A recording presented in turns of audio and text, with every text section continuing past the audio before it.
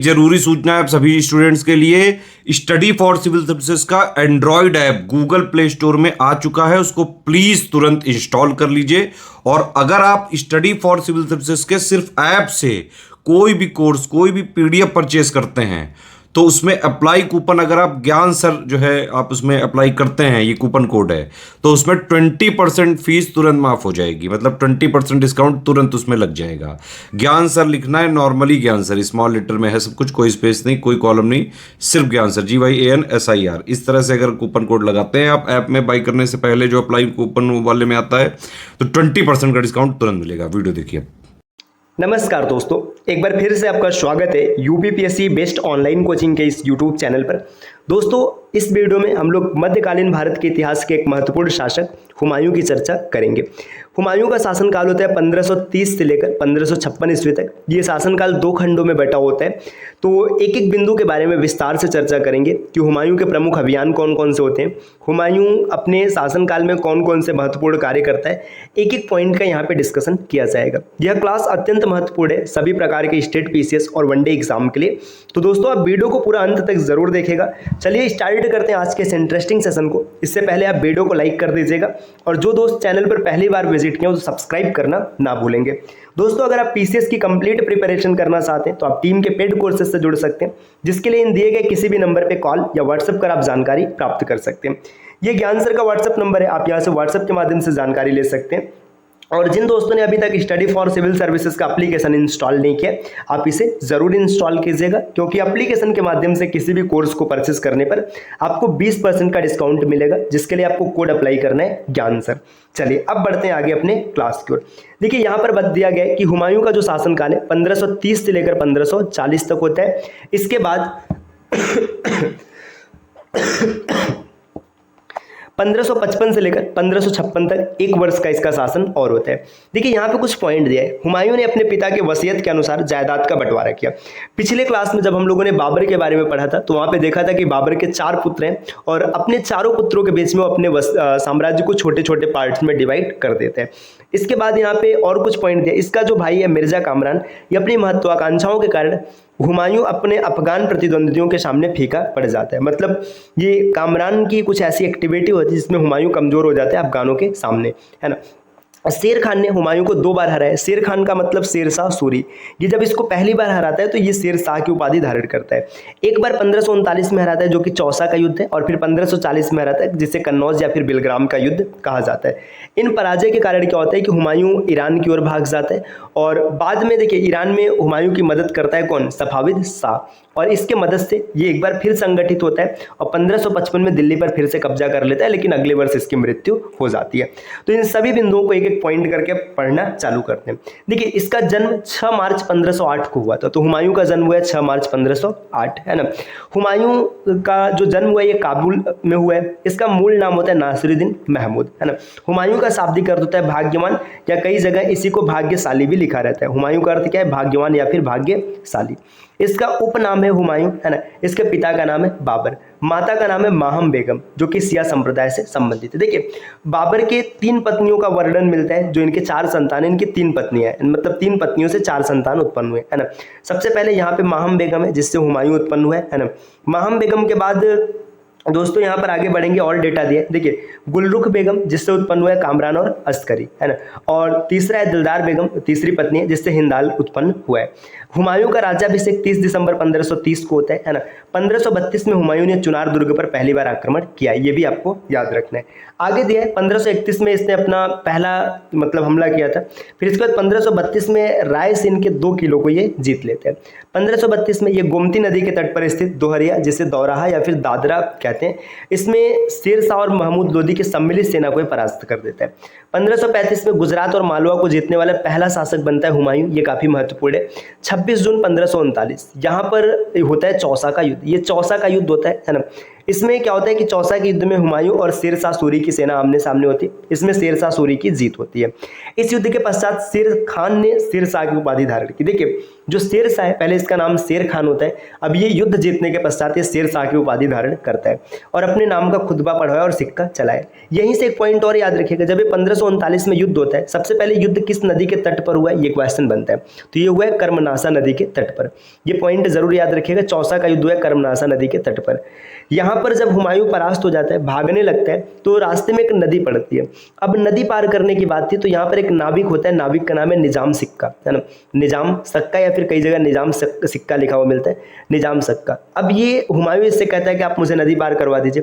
प्रस्ताव रखता है निजाम सिक्का कि मुझे एक दिन का शासक बादशाह बनना है। तो ये मान जाता है ना। तो जब निजाम सक्का बादशाह बना था तो इसने चमड़े के सिक्के चलवाए थे। तो दो क्वेश्चन निजाम सक्का से बनता है कि एक दिन का बादशाह कौन है, निजाम सक्का, चमड़े के सिक्के किसने चलवाए, निजाम सक्का। इसके बाद फिर क्या होता है, हुमायूं अपनी सेना संगठित करता है और 1540 में युद्ध होता है कन्नौज, या फिर इसे बेलग्राम का युद्ध कहते हैं। यहाँ पर हुमायूं फिर से परास्त हो जाता है और शेर शाह की जीत हो जाती है और ये निर्णायक होता है। यहाँ पर मुगल सत्ता एक बार पूरी तरह से समाप्त हो जाती है। अब इसके बाद क्या होता है, इसके बाद ये हुमायूं यहाँ से भाग जाता है, अमरकोट चला जाता है जो कि वर्तमान के पाकिस्तान में है ना। ये वीर साल के महल में शरण लेता है और फिर वहाँ हुमायूं का विवाह होता है हमीदा बानो बेगम से, जिससे अकबर उत्पन्न होता है। तो अकबर हिंदू महल में उत्पन्न हुआ है, ये याद रखना है ना, अकबर उत्पन्न होता है। इसके बाद फिर धीरे धीरे ये ईरान की ओर जाता है, मतलब यहाँ से निकलता है और ईरान में जाकर के अपनी सेना संगठित करता है। इसके बाद देखिए दोस्तों, यहाँ पे एक छोटा सा पॉइंट याद रखना है, आपने पीछे पढ़ रखा है, कलिंजर के युद्ध में, कलिंजर का युद्ध हुआ 1545। यहाँ पर शेर शाह सूरी की मृत्यु हो जाती है और शेर शाह सूरी की जब मृत्यु हो जाती है तो यहाँ पर क्या होता है कि जो सूरवंश है ये कमजोर हो जाता है, सूरवंश एकदम कमजोर हो जाता है। इसके बाद ना 1555 में बाबर फिर से हमला करता है दिल्ली सत्ता पर। देखिए यहाँ पर कुछ छोटे छोटे यहाँ पे हमलों की बात दिया गया है। मच्छीवाड़ा युद्ध, ये हुमायूं और सिकंदर सूर के बीच में होता है। सिकंदर सूर ये भी सूरवंश का है, शेर शाह सूरी का उत्तराधिकारी है ना। फिर 1555 में क्या होता है कि सरहिंद युद्ध में हुमायूं ने सिकंदर सूर को परास्त कर दिया और 2 जुलाई 1555 को हुमायूं ने फिर से दिल्ली पर शासन मतलब प्राप्त कर लिया। देखिए 1530 से स्टार्ट होता है, 1540 तक चलता है पहला दौर। शेर शाह सूरी परास्त करके इसे बाहर कर देता है। फिर 1555 में क्या होता है कि ये सिकंदर सूर जो कि सूरवंश का शासक होता है उसे परास्त कर फिर से दिल्ली सत्ता प्राप्त कर लेता है। 1556 ईस्वी में क्या होता है, दीन पनाह नगर के शेर मंडल की सीढ़ियों से गिरकर हुमायूं की मृत्यु हो गई। तो इसकी मृत्यु कहाँ पर हुई, दीन पनाह नगर में।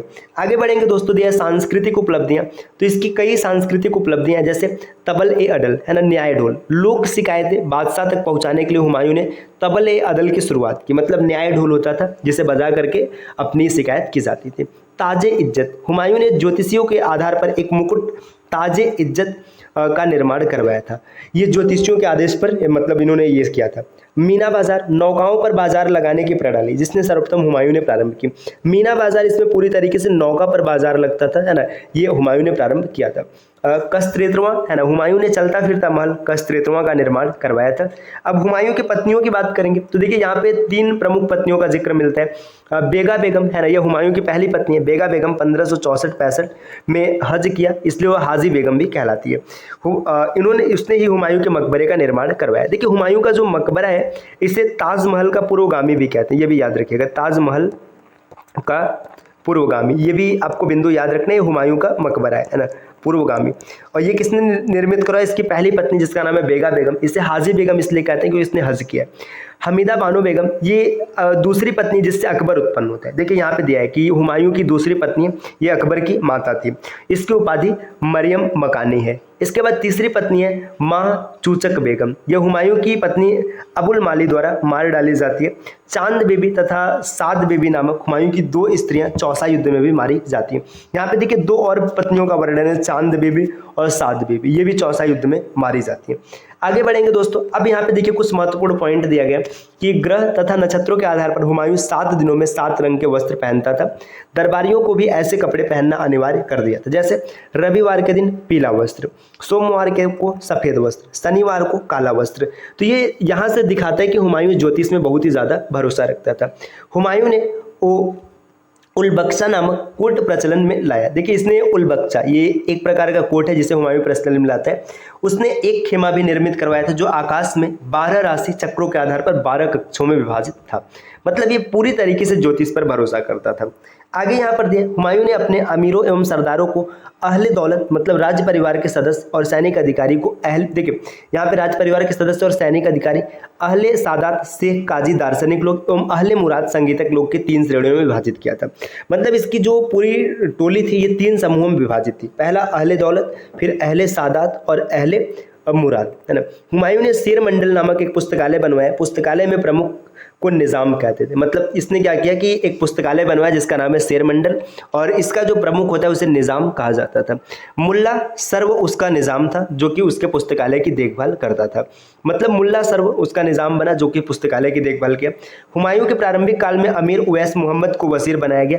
उसके पश्चात हिंदू बेग को अमीर उल उमरा की उपाधि दी गई और सोने की भी कुर्सी दी गई थी। नेक्स्ट आगे बढ़ेंगे। देखिए और यहाँ पर महत्वपूर्ण तथ्य दिए, हुमायूं ने अमीर खुसरो के मकबरे पर समाधि प्रस्तर रखवाया। उसने एक अभिलेख भी यहाँ अंकित करवाया जिसमें अमीर खुसरो के शब्दों को साम्राज्य का सम्राट और संत कहा गया। उत्तर प्रदेश के सहारनपुर में हुमायूं ने शेख अब्दुल कद्दूस गंगोही का मकबरा बनवाया। देखिए अब्दुल कद्दूस गंगोही, इसका मकबरा कहाँ है? सहारनपुर में। वह फारसी में कविता भी करता था। शेख अमानुल्लाह पानीपति उसका प्रमुख कवि था। और आगे देखिए यहाँ पे कुछ पॉइंट है ना। मौलाना इलियास और शाह ताहिर नक्षत्र शाह के विद्वान थे, दक्षिणी नक्षत्र शाह के विद्वान थे। मौलाना इलियास ने हुमायूं को नक्षत्र शाह की दीक्षा दी थी। तो इसे नक्षत्र शास्त्र किसने सिखाया? मौलाना इलियास, है ना। इसी प्रकार दोस्तों आप और भी देख सकते हैं, हुमायूं के दरबार में मौलाना मोहम्मद ने जवाहिरुल उलू मतलब विज्ञानों की मणि की रचना फारसी भाषा में की। इसमें इतिहास, नक्षत्र विज्ञान, गणित, चिकित्सा इत्यादि से संबंधित 120 विषय यह हुमायूं के समय की सबसे महत्वपूर्ण ग्रंथ हुआ करती थी, है ना। नेक्स्ट दिया है, मुगल दरबार में सर्वप्रथम कुर्निश तथा तस्लीम की शुरुआत हुमायूं ने की। उसने नए नौरोज की शुरुआत की। वह तुलादान भी मानता था। हुमायूं के द्वारा लड़े गए प्रमुख युद्ध की बात करेंगे तो देखिए कलिंजरा का युद्ध 1531 में, देवरा का युद्ध 1532 में, चौसा 1539, कन्नौज 1540 और सरहिंद 1555, है ना। एक एक युद्ध के बारे में यहाँ पर दिया गया है। कलिंजरा पर आक्रमण की बात करेंगे तो हुमायूं का पहला सैनिक अभियान बुंदेलखंड के कलिंजर के विरुद्ध था। कलिंजर का शासक प्रताप रुद्रदेव था और उसका यह अभियान असफल होता है। तो कलिंजरा अभियान पूरी तरीके से असफल रहता है। दोहरिया युद्ध, है ना, ये हुमायूं और अफगान शासक महमूद लोदी के बीच हुआ। इसमें हुमायूं की जीत होती है। चुनार का घेरा 1532 में, है ना, ये शेर खां का अधिकार था। हुमायूं की अधीनता ये स्वीकार कर लेते हैं। इसके बाद और आगे बढ़ेंगे। देखिए बहादुर शाह से संघर्ष इसने किया है ना। बहादुर गुजरात का शासक होता है ना। चौसा का युद्ध 1526 में हम लोगों ने पीछे देख रखा है ना।